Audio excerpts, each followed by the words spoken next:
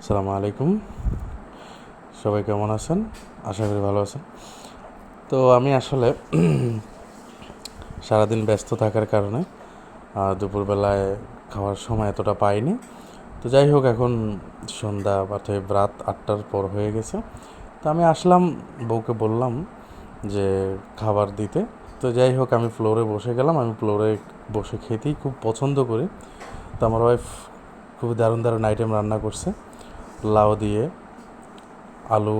লাউয়ের চামড়া দিয়ে আলু ভাজি, করলা ভাজি, করলার আবার আলু দিয়ে রান্না করছে।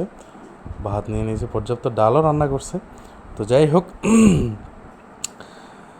আমি সরাসরি খাওয়ার দিকে চলে গেলাম। তো আমি এবার কাঁচা লবণ একটু পছন্দ করি বেশি। তো যদিও এটা শরীরের জন্য ভালো না, তো এটা আমার পছন্দ। আসলে খাবারটা আমার মনে হচ্ছে যে সুস্বাদু হয় লবণটা দিলে। তো খাওয়াটা প্রথমেই শুরু করলাম। লাউয়ের চামড়া এবং আলু দিয়ে ভাজি করছে, যেটা এটা। তো আমার ওয়াইফ অতএব আমার বউ খুবই যত্ন করে রান্না করে।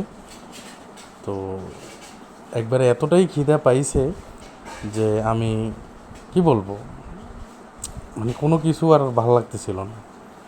তো যেখানে সময় পাইছি সেখানে বসে গেছি। আর খাবারটা এতটাই সুস্বাদু ছিল যে যেটা মুখে বলা যাবে না, বোঝানো যাবে না। মাশাল্লাহ মাশাল্লাহ। যাই হোক, আলহামদুলিল্লাহ। আর প্রত্যেকটা আইটেম আমার স্ত্রী আগেও বলেছিলাম যে আমার স্ত্রী খুবই মনোযোগ সহকারে রান্না করে এবং রান্নাটা তার কাছে শিল্পের মতো। সে খুবই খুবই যত্ন করে রান্না করে, মনোযোগ সহকারে। এই আর কি।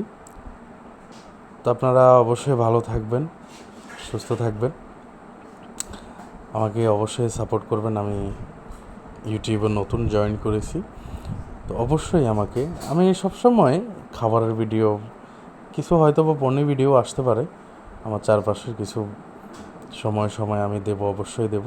তারা অবশ্যই আপনারা আমাকে সাপোর্ট করবেন, আমাকে হেল্প করবেন, সাবস্ক্রাইব করবেন। আর এখন আমি ট্রাই করতেছি করলা